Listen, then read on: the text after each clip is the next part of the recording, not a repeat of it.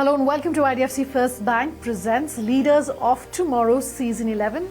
I'm Sunanda Jayaseelan. On the show tonight, I'm in conversation with PVR Inox. Also tonight, putting the spotlight on up-and-coming skincare and personal care brand, mCaffeine.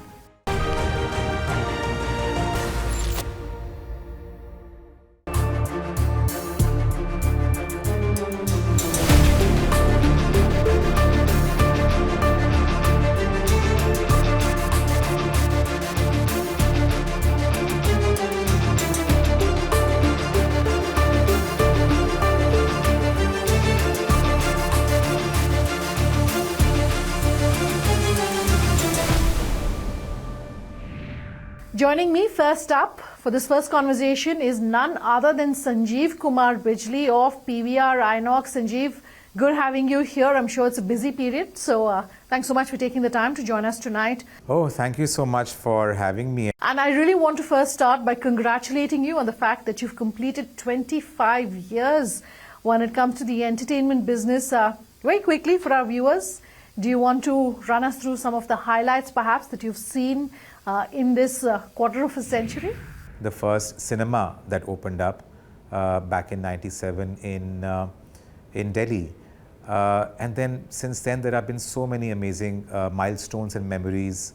The first 11-screen complex that we opened in Bangalore in a mall. The first acquisition we did with Cinemax. Then an acquisition followed with DT Cinemas.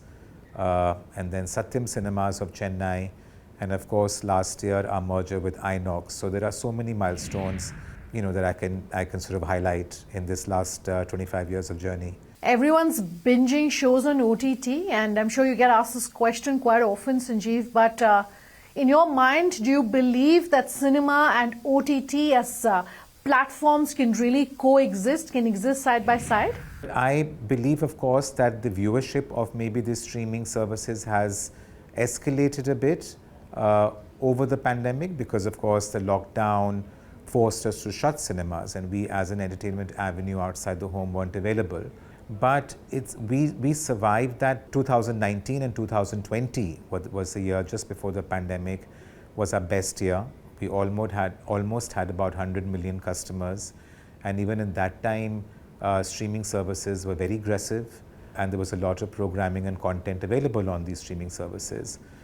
They got a lot more aggressive in those 2 years of the pandemic because there was no other option for consumers to watch content. But now, since the cinemas have opened again, and I think this 1 year, past year, when cinemas have opened and streaming content has also been aggressive in their lineup and the kind of product they're pushing on their platforms. I feel now the water has found its level, or will find its level very soon. We've already seen a lot of the international studios like Disney and Warner pull back on their streaming plans, and they seem to be now focused on releasing many more films on the big screen. So they've come back full circle, and a lot of these big budget films from Disney like Little Mermaid, that's coming straight to the cinemas now. There are many more champions of big screen cinemas, and we'll see a lot better and a higher quantity of films coming to the cinemas, which will bring back the audiences to the cinemas. But I think the water will find its level in about 6 to 8 months. And we'll have content for big screens and cinemas, and we'll have content for streaming as well. And they'll both coexist. So just come off the merger as far as PVR and Inox are concerned. So congratulations on that. And what details of that can you share with us? Now, with the combined entity, we have 1,683 screens as of today, which is spread over about 360 or 361 properties. And you're right, the first multiplex after the merger was announced was launched just on Sunday. It's a 3-screen complex in Guwahati. East India for us remains a focal point because it's very underserviced. There are not that many multiplexes there. Over and above that, the combined entity under both the brands, PVR and Inox, we have a pipeline of about 170 screens that should open up this year.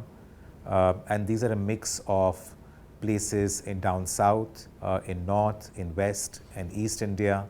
And also we're looking at various cities. We have opportunities that have come up, and we're opening cinemas in established markets like Delhi, Mumbai, Bangalore, Chennai, even Hyderabad and Ahmedabad. So we're obviously finding that there are a lot of pockets within India as well, in tier 2, tier 3 cities, where there's a huge potential to grow, and which hasn't really seen multiplexes come up at all, and haven't really experienced the kind of cinema watching you can experience in multiplexes. So our focus is multi-tier and across all regions, but a focus more on South India. As the largest player in this space, Sanjeev, and again, I'm sure you get asked this often, but I really want to discuss entertainment tax with you and ask for you to comment on that.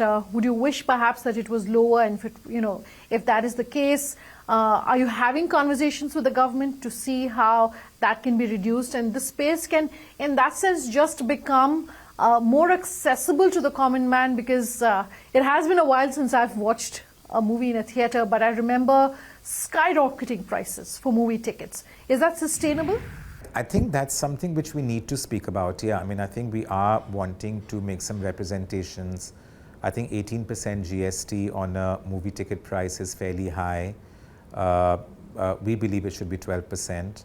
For our industry, GST was announced in 2 slabs, 18% for ticket prices above 200 and 12% on ticket prices at 100 and below. We would obviously want to make a representation to reduce this GST, because it's really not a luxury product at all. It is actually a common man's product. It is something that can be enjoyed by everyone across all demographics and across all parts of the country. So continuing that theme, Sanjeev, what sort of innovations are players like yourself undertaking to ensure that this whole thread of sustainability and being more affordable and being more sustainable, that is really being continued? We're going to be announcing our end of the year results, and that's published information. Our average ticket price we ended was at 240 or 245 rupees, which is less than $2.50. And I honestly think that's a very palatable ticket price. It doesn't seem very high. I think we have a multiple pricing policy, and I think what a lot of people go back home is the perception of what we charge perhaps over the weekends or when blockbuster films come out. So we are aware of value for money. We are aware of the fact that this has to be, it's not an elitist entertainment avenue.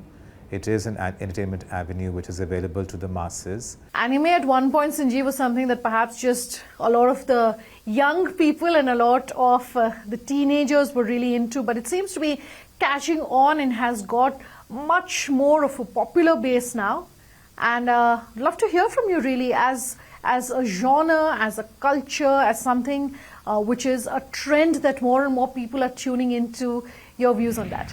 Yes, I mean, this is a genre that we kind of introduced in our PVR Pictures distribution division about a year and a half ago. This was mere coincidence that we actually saw on our social handlers. We saw a lot of our customers write in requesting us to bring these films.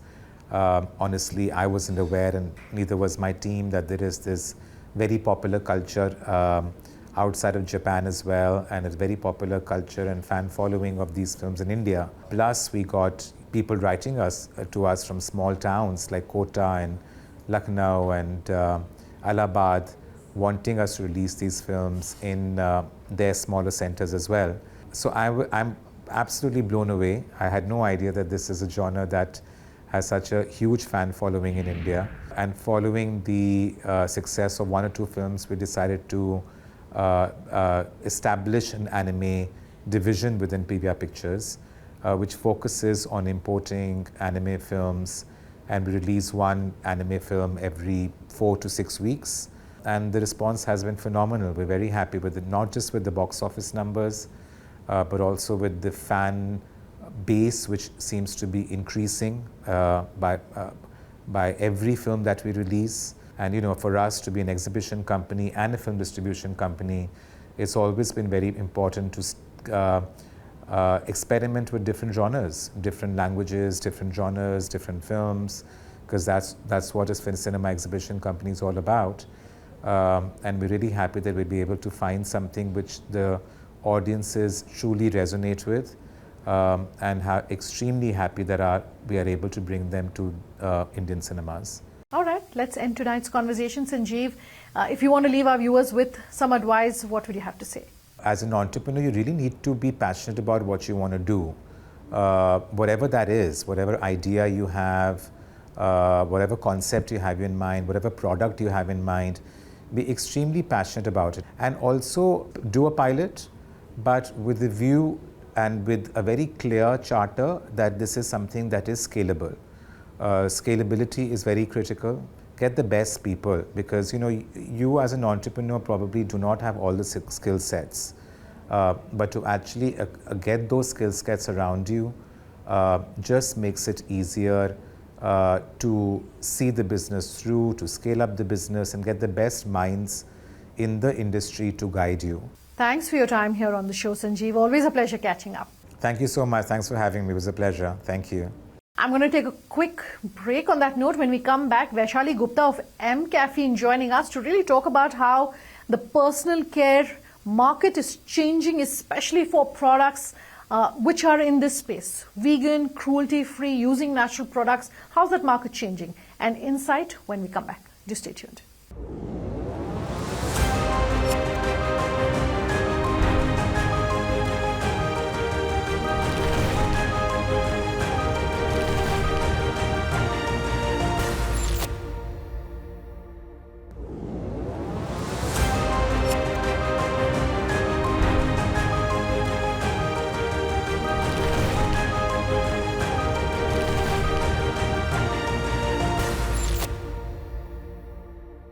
Welcome back. With us here on IDFC First Bank presents Leaders of Tomorrow, Season 11.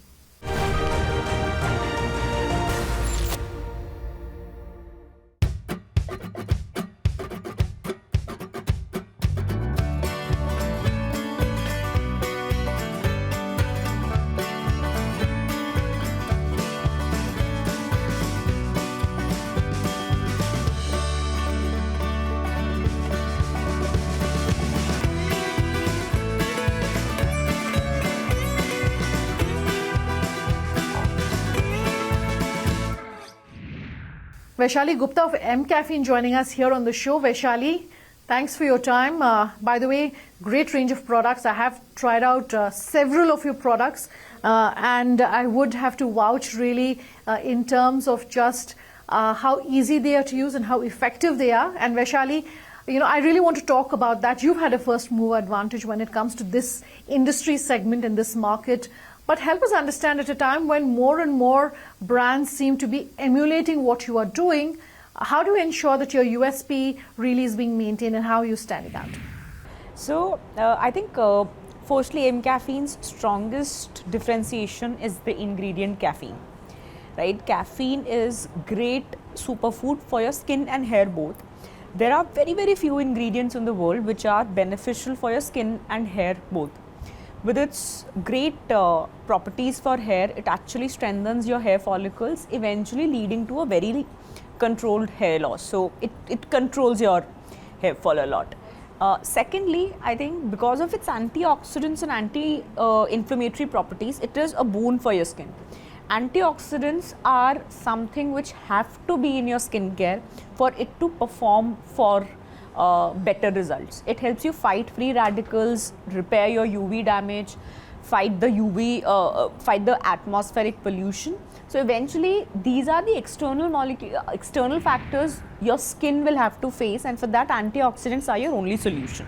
And the anti-inflammatory properties eventually lead to depuffing for your skin and improving the blood circulation. So with a very, very strong functional benefit which caffeine delivers, caffeine has a very strong emotional connect with the consumers of India, and with the consumers I would like to say the millennials of India.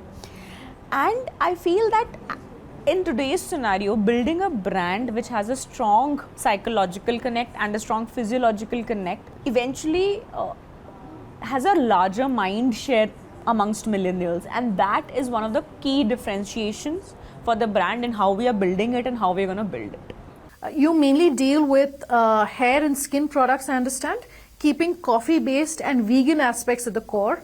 What other segments are you perhaps looking at tapping into? Till now, we have served approximately 1 crore consumers. We have a caffeinator family of 1 crore millennials. Now, amongst these, 70% of the purchase has happened for coffee and the remaining 20% is tea portfolio and 10 is chocolate. Now, we have never marketed our tea portfolios or chocolate portfolios. This is because of the brand salience and the presence of these categories which have aided to this particular phenomena. And a lot of people don't know that tea and chocolate has a range of 20 to 43% of caffeine in it. And that is the reason we feel that mCaffeine's manifestations would be coffee, tea and chocolate, all three. And in the next coming years, I think a very large focus will eventually be on the tea portfolio, which is already aiming 100 crore mark, and our chocolate portfolio. So I think there's a lot of new innovations, new products which will be coming to the consumers along with coffee, tea and chocolate. How are you ensuring that an Indian brand like yours is being put on a global stage and a global map? What can you tell us? So I'll give you a very interesting insight. We have received calls from our customers in Nepal, our customers in Middle East, our customers in US, UK, European markets, and a lot of them are fans of coffee, tea and chocolate portfolios. And that gave us a lot of confidence that our product is catering to the consumer needs, the beauty needs of those markets as well, and we feel that that gives a lot of wins to the brand to actually scale internationally, and definitely that's an area of focus, along with a heavy focus on our offline expansion. We are making sure that the products reach to consumers at their nearest stores. Definitely international markets will be a focus, but I think we will be taking a fair amount of time to set up our brand to market the products, market the brand in the international markets. A brand like yours, one would presume, is largely talking to millennials, and Vaishali, I would love to pick your brains on that. How are you perhaps looking at other segments, or is this the segment that you want to continue targeting? So our target group is millennials, pan-India, and we are a gender neutral brand. We are for all the genders. So we feel that for the brand to reach our 1,000 crore mark, I think our portfolio and our TG size is sufficient. We would want to focusly build the brand and the product for millennials. We want to be a millennial first brand, and I think as the brand moves forward, that would be definitely one of the key areas where the brand will retain its positioning and target group. Businesses like yours and mCaffeine depend heavily on marketing your products when it comes to platforms like social media. Just if you can use this next answer to really give us a masterclass of sorts to help us understand how brands should be using the power of digital, the power of social media to be able to cater really to the kind of customers that they're looking at. We are a digital first brand, so we are present on our own website and we are present on marketplaces. But till now that was the focus area, and from here onwards we feel that we have to reach to the nearest stores for our consumers, and offline is of a great focus for the next business stage, next business objective for the brand. However, we feel that at this point of time, consumers are learning about the brand story, learning about the products from our social medias, from our great digital funnels, and we feel we would want to invest on those platforms to reach to wider audiences. But our omni-channel strategies will help us cater to the demands of the consumer. So there would be work on generating that consumer base, getting people to know about the brand and the product, and at the same time expanding the distribution for the brand. So it would be two ways. The overarching theme that we have here on the Leaders of Tomorrow is Ideas for New India, Vaishali. And my question is, in this space, in the beauty space, the skincare space, what are the new ideas that you think entrepreneurs can be tapping into? In our category of personal care and beauty, we have seen that in the last few years, I think audiences have become much more knowledgeable, much more conscious about their products. They're not just buying a formula, they're not just buying a commodity, they're buying a product which is emotionally connecting with them, which is functionally solving their concerns, and hence building brands from these two lenses of emotional connect and functional connects are extremely important. Second is, since at this point of time consumers know what they want, it is important for the brands to listen to them much more than they were probably doing it last year or last to last year. I think you will get your ideas from your consumers, and if you are not talking to the consumers, you need to talk to the consumers, because they will give you insights on what products they want, what products fit to the brand. And I think you will get a lot of direction for the businesses by just listening to your consumers, be on social media, maybe actually interacting with them, but listening to the consumers will become very, very important. How are women and women entrepreneurs and women leaders changing the landscape when it comes to doing business, whether it is in your industry or otherwise? I would want women to be extremely strong and fight for their independence, become financially independent, because that I think will change a lot of things in the coming years. And I think it will make a lot of women leaders, it will make a lot of entrepreneurs, businesses led by women. So I think that would be my message for the women out there and for the families out there. Vaishali, I'm going to end today's conversation by asking you if you had any advice that you want to leave us with, what would you have to tell us? I want to do things which I love and I'm passionate about, and which keeps me going. And I think for that, I think for me the word is challenges. Challenges motivate me. If I want to be a better version of myself, I want new challenges in my life. And I think starting a business or a brand gives me that challenge. For somebody, it can be very different thing. So you need to find your passion which gives you those challenges to actually build yourself. I would not say it's a brand or a business, it can be any other thing which you feel is your passion, and just go with your passion, learn with those challenges, and I know that it will keep you going for a very long time. All right, Vaishali, thanks for your time. Completely out of time on tonight's conversation. If you have any feedback for us, we love hearing from you. Our details on your screens as we speak. Thanks for watching. Have a good night.